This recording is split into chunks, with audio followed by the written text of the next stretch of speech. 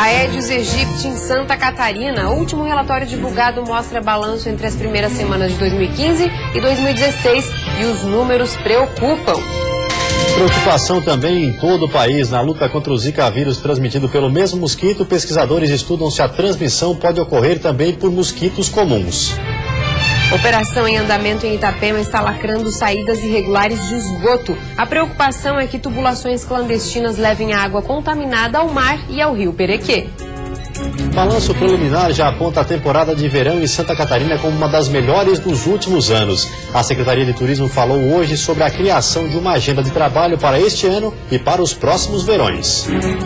No futebol, Criciúma já está pronto para estrear na temporada 2016 e hoje tem um grande desafio na Primeira Liga, o Cruzeiro de Belo Horizonte. O Band Cidade desta quarta-feira já está no ar.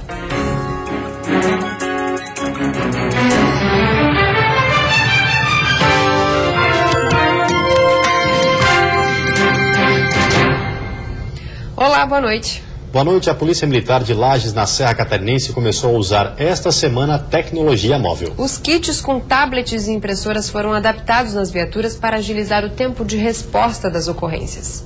E o 6º Batalhão de Polícia Militar de Lages implantou essa semana o projeto PMSC Móvel.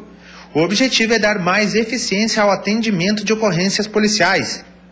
Os kits de tecnologia móvel foram adaptados às viaturas policiais com um tablet e uma impressora térmica portátil. Tudo conectado à rede de internet e à central regional de emergência. Isso vai otimizar o atendimento. Ele tem por objeto, na verdade, otimizar os nossos recursos humanos, e dar mais celeridade no atendimento das ocorrências, fazendo, consequentemente, com que a guarnição ela seja liberada mais rápido daquelas ocorrências para atendimento de outras ocorrências. O objetivo principal do aplicativo é esse, né? E o aplicativo foi desenvolvido pela Polícia Militar aqui de Santa Catarina, fazendo com que os policiais realizem vários tipos de consulta, facilitando assim o trabalho da PM. Nós temos aqui diversos mecanismos, inclusive de comunicação entre as guarnições e de georreferenciamento, para que a guarnição possa chegar através da menor rota, com um tempo mais rápido no local da ocorrência, ou seja, desde a parte do encaminhamento, recebimento da ocorrência até os desdobramentos, que seriam os documentos que vão originar, tudo pode ser feito através desse projeto de tecnologia embarcada. O projeto é inovador em nível nacional, visa reduzir o tempo de resposta nas ocorrências, oportunizando assim maior eficiência no trabalho de fiscalização. Foi inaugurada hoje pelo governo do estado a nova penitenciária de Blumenau, no Vale do Itajaí. O local tem capacidade para 599 detentos. A nova estrutura, com 8,6 mil metros quadrados, recebeu um investimento de 36 milhões de reais e terá capacidade para 599 apenados do regime fechado. É uma unidade industrial que permite realmente um ganho extraordinário e sempre se mostrou um problema grave a penitenciária atual de Blumenau, e essa nova é um avanço importante. Os procedimentos para a operacionalização devem ser concluídos em um prazo de aproximadamente 30 dias. A gente está instalando o circuito de monitoramento, a gente está fazendo a instalação da cozinha e de outros módulos dentro da unidade, e os internos vão começar a ser transferidos de forma gradativa. Também foram apresentados os 119 servidores que vão trabalhar no complexo e foi lançada uma nota técnica para programas de ressocialização na unidade. Essa construção, ela já traz consigo uma matriz industrial. Ou seja, nós já temos condições de instalar empresas dentro da estrutura que já está em funcionamento. A penitenciária de Blumenau segue os padrões exigidos pela Lei de Execuções Penais. O local também abrigará futuramente um presídio provisório com 352 vagas para quem aguardar julgamento e 240 vagas para o regime semiaberto. As duas novas construções, ainda sem data para as licitações, vão caracterizar a denominação de Complexo Penitenciário de Blumenau, que será composto pelas 3 unidades prisionais. Agora nós vamos novamente fazer todas as etapas, os projetos já estão praticamente prontos, do presídio e do semiaberto. Aqui é o fechado. Mais uma morte brutal no trânsito. Um idoso morreu atropelado em um ponto de ônibus em Barreiros na madrugada desta quarta-feira. Não está descartada a possibilidade de que o motorista estivesse embriagado. Imagens de câmeras de segurança mostram o momento do acidente. O senhor de 72 anos esperava em um ponto de ônibus na Avenida Leoberto Leal, no bairro Barreiros, em São José, quando foi atingido por um carro por volta das 4h30 da manhã. Luiz Severino da Silva chegou a ser socorrido, mas morreu no local. Testemunhas suspeitam que o motorista, de 24 anos, estava alcoolizado. Ele não quis realizar o teste do bafômetro. E a seguir, a Aedes aegypti, balanço entre as primeiras semanas de 2015 e 2016 foi divulgado e os números preocupam o estado. E pesquisadores estudam se o Zika vírus pode ser transmitido também por mosquitos comuns. Nós voltamos já.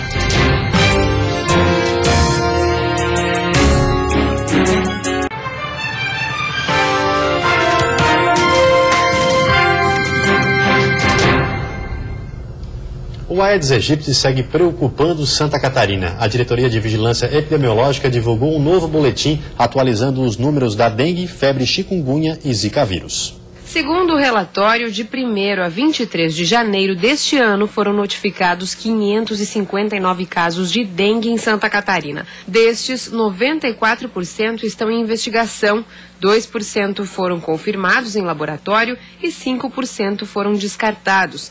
Na maioria dos casos confirmados, 78%, a transmissão ocorreu fora do estado e 22% estão em investigação para definição do local provável de infecção.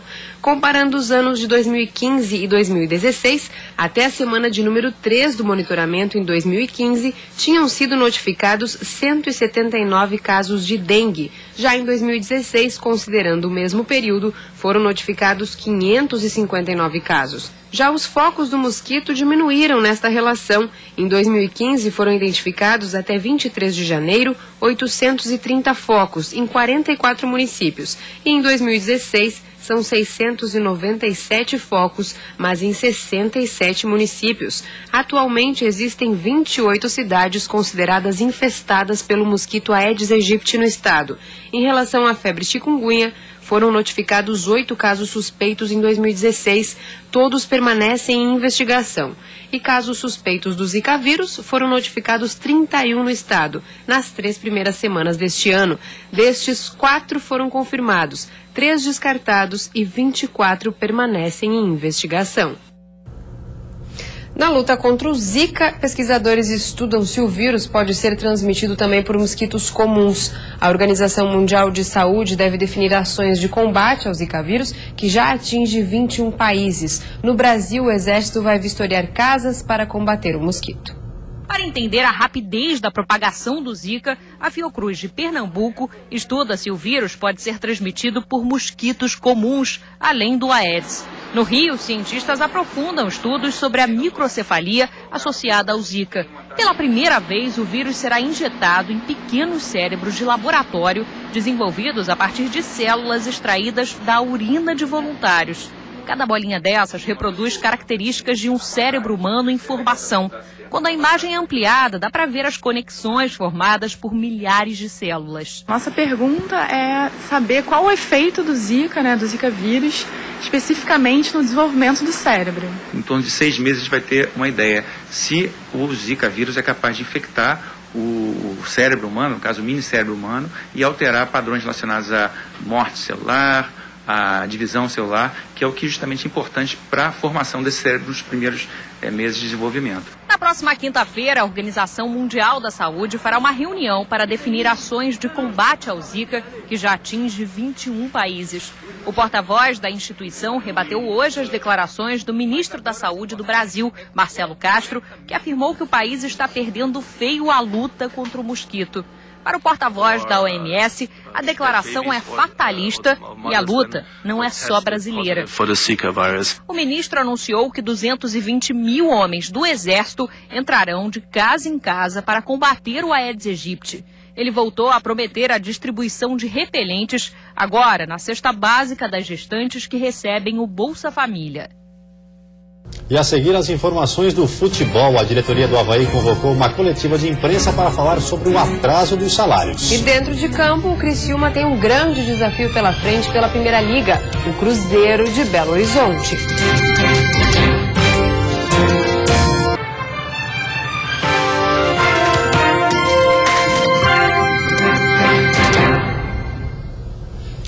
Futebol, chegou ao fim a pré-temporada para os clubes catarinenses. Hoje à noite o Criciúma já tem um grande desafio pela frente pela Primeira Liga, o Cruzeiro de Belo Horizonte.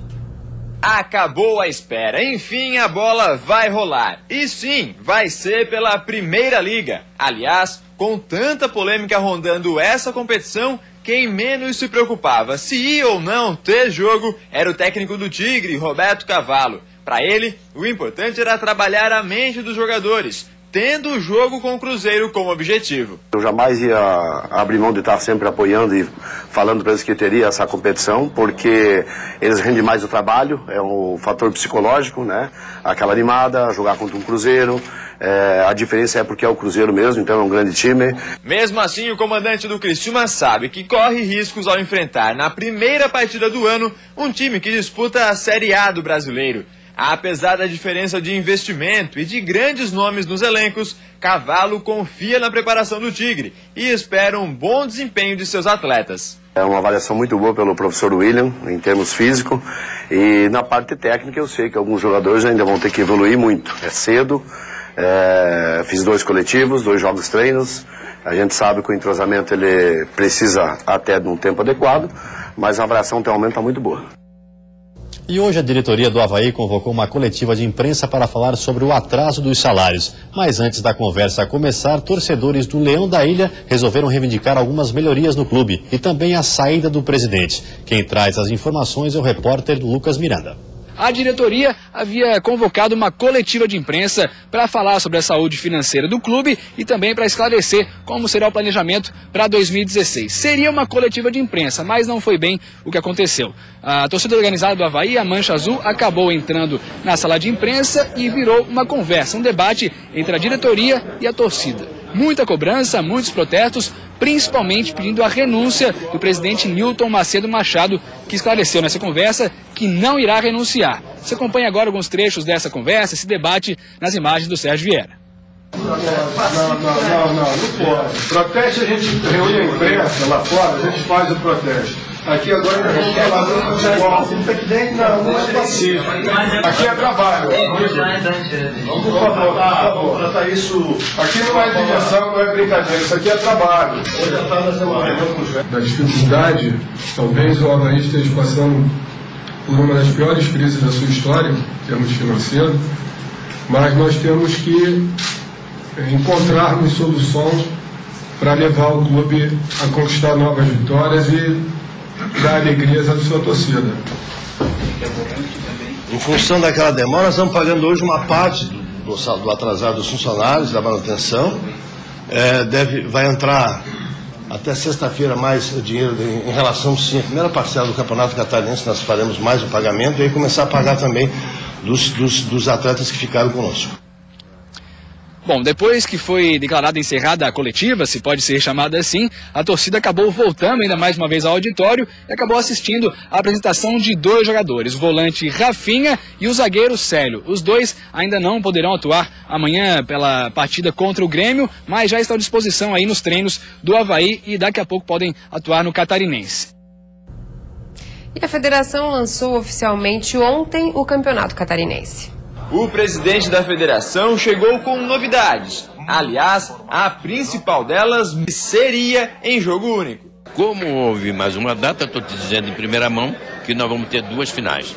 Campeão do turno contra o campeão do retorno, sendo que a última partida é do clube que foi melhor durante o campeonato. E é claro, como não poderia deixar de ser, os presidentes de clubes gostaram demais dessa novidade. Sem dúvida é melhor, né? Porque aí temos possibilidade de fazer 2 grandes públicos na final, independente de quem seja, né? É muito bom, sim, fazer 2 finais que a torcida de Santa Catarina está sempre presente. Melhor porque favorece mais a disputa, dá mais espaço de espetáculo para o público, para o torcedor, é realmente melhor. Presidente do time que é considerado um dos favoritos ao título estadual, Sandro Palaoro fez questão de colocar a Chapecoense em patamar igual ao dos 5 grandes. A Chapecoense, principalmente aí nos últimos 3, 4 anos, sempre é considerada uma das favoritas, né? Mas juntamente aí com Joinville, Criciúma, o próprio Avaí, tem os clubes que surpreendem muito. Figueirense é o bicampeão estadual, né? Então tem que ter muita cautela nesse momento. Mas além do campeonato catarinense, outro assunto tomou conta das rodas de conversa aqui no lançamento do estadual. A Primeira Liga, que tem hoje já o Criciúma em campo enfrentando o Cruzeiro. Será que ela passa da primeira rodada? Para os presidentes dos clubes catarinenses envolvidos na competição, ela vai sim. Nada impede que a competição tenha início, meio e fim. Nada, absolutamente nada. A Liga é independente e a gente procurou, volto a dizer, fazer uma aproximação com a CBF que entendemos e continuamos entendendo que é salutar para o futebol brasileiro. Agora, se a CBF entender que não deva se aproximar da Liga, paciência, a Liga vai tocar a competição, e não só essa, como outras competições aí que vão surgir aí no futuro, e vamos tocar. Tudo certo, a Primeira Liga ela é independente, segundo a Lei Pelé, o estatuto e a própria lei do Profut, as ligas sem independência, elas podem jogar e podem comunicar à entidade organizadora do futebol as suas competições. Não há necessidade de ter autorização específica. Né? Vai continuar, tá marcadas as datas, né? E a princípio estamos seguindo a orientação da Liga, né? Que vai conseguir datas para a gente fazer. Então marcada mais 2 partidas na primeira fase e acredito que vai acontecer sem problema. Primeiro proibiu, depois permitiu, proibiu, permitiu, mudou que nem essa biruta de aeroporto, né? Muda conforme o vento. Mas nós sabíamos que ela ia lançar a proibição em cima do laço para tentar nós não iniciarmos. Não adianta, quarta e quinta-feira começa a primeira rodada. E a seguir, a temporada já está sendo considerada uma das melhores dos últimos anos. E ainda em Itapema, uma operação está lacrando saídas irregulares de esgoto.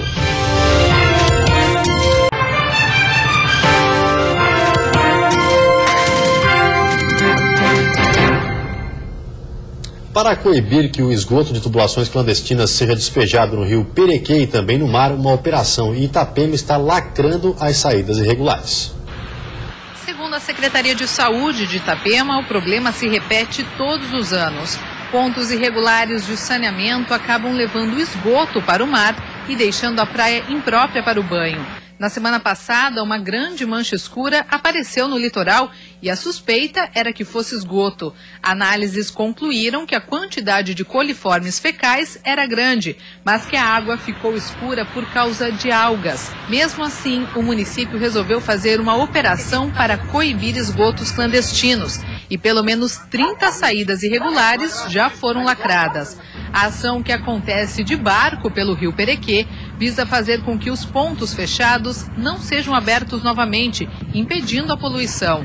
Conforme a Secretaria de Saúde, a maioria dos esgotos clandestinos são de casas e pousadas, e assim que os proprietários forem identificados, serão notificados.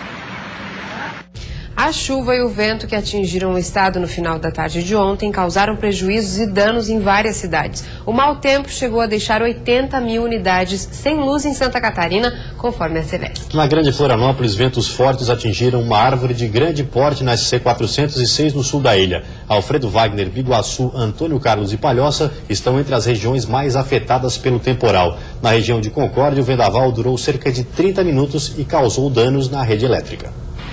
Chapecó, no oeste do estado, foi uma das cidades que mais registrou danos. A Defesa Civil confirma destelhamentos e quedas de árvores. Moradores registraram as imagens causadas pelo forte vento. O temporal durou cerca de 20 minutos e a parte sul da cidade foi a mais atingida. Bombeiros e prefeitura trabalharam durante todo o dia para retirar os galhos das ruas. As rodovias federais e estaduais da região não foram prejudicadas. E o tempo realmente mudou em todo o estado. O céu amanheceu nublado, condição que deve se manter nesta quinta-feira devido a uma massa de ar frio que está sobre Santa Catarina. Os termômetros devem registrar temperaturas mais amenas. A mínima fica em 11 graus na Serra Catarinense. No oeste, Planalto Norte e Vale do Itajaí, mínima de 14. Na Grande Florianópolis, a temperatura fica entre 22 e 28. No sul, mínima de 18 e máxima de 27. E a máxima no estado chega aos 29 no litoral norte e no oeste. O trade turístico de Santa Catarina se reuniu hoje à tarde para fazer um balanço da temporada que está em andamento e vem sendo considerada uma das melhores dos últimos anos. Até o momento, a avaliação do turismo em Santa Catarina é positiva. Cerca de 8 milhões de visitantes são esperados nesta temporada.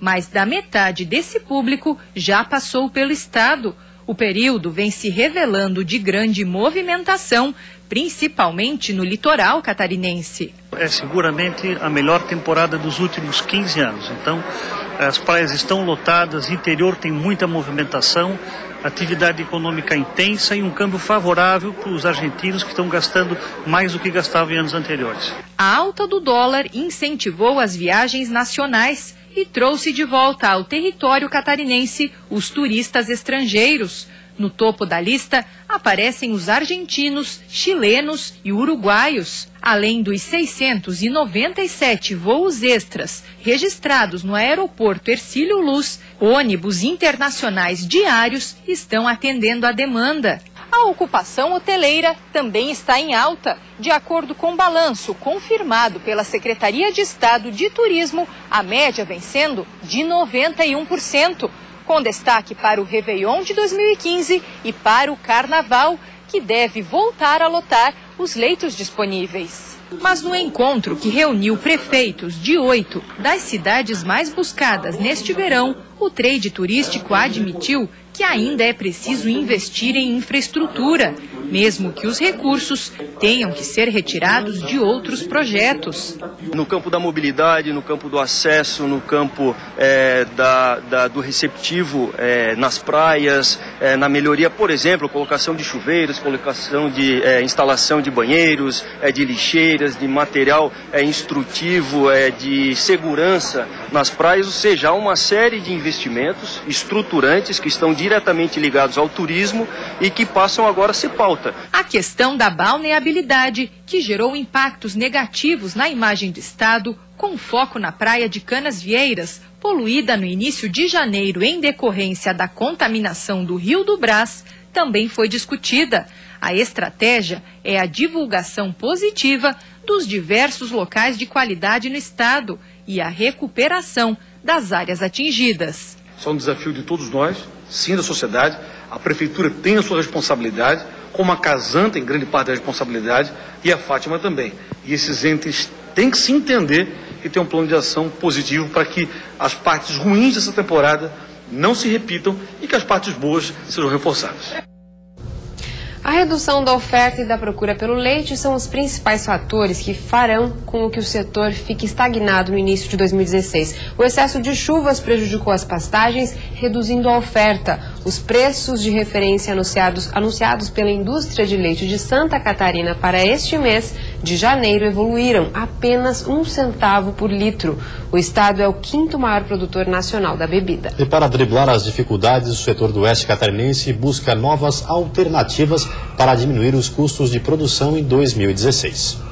Com o aumento no preço do milho e da soja, que são a base da ração dos animais, os produtores estão sendo incentivados a fazer pastagens, além da silagem, para tentar diminuir os custos de produção e aumentar a produtividade. A gente ajuda muito na interpretação desse laudo, saber se a forragem está boa, se o capim está bom, que tipo de ração que ele precisa trabalhar, que tipo de ração que não vai dar certo, ajustar a dieta desse animal, ajustar o pasto desse animal para que ele tenha os resultados que a gente está propondo. Em Santa Catarina, na última década, a produção leiteira representou um crescimento de 8,6%, acima da média nacional, que é de 4,5%. As regiões do meio até o extremo oeste do estado, que tem mais de 80 municípios, são responsáveis por 73% de toda a produção de leite do estado. Então, se a gente tiver produtos melhores, as pessoas vão consumir mais. Se nós der credibilidade, nós der segurança ao consumidor também. E a questão econômica também pesa muito. Se as pessoas tiverem mais dinheiro, elas vão consumir mais. Seu José Almeida é produtor de leite em Chapecó. Ele sempre está buscando alternativas para melhorar a produtividade e continuar garantindo a renda mensal da família. O final é a qualidade do leite, né? Baseado na alimentação dos nossos animais, né? Em pastagem, enfim, ração, enfim, né? E que no final nos dá a qualidade do leite, que é o nosso objetivo. E aí, quem sabe mais lucros? Com certeza, é aí que a gente busca. Em 2015, o Sebrae, em parceria com um laboratório que analisa a alimentação dos animais, fizeram um trabalho em mais de 200 propriedades do oeste catarinense para verificar como está sendo a alimentação dos animais. A meta é melhorar a qualidade do produto que chega até o consumidor. Produção de proteína, produção de gordura, a quantidade maior de leite traz um benefício direto para o produtor. E, logicamente, em consequência, melhora o produto quando ele chega na plataforma da indústria. Esse produto vai render mais queijos, vai render mais iogurte, enfim, esses produtos que utilizam essa condição, né, de massa seca do leite. E antes de encerrarmos, vamos ver como está o trânsito ao vivo aqui na capital. Você vê imagens das pontes que fazem a ligação entre a ilha e o continente.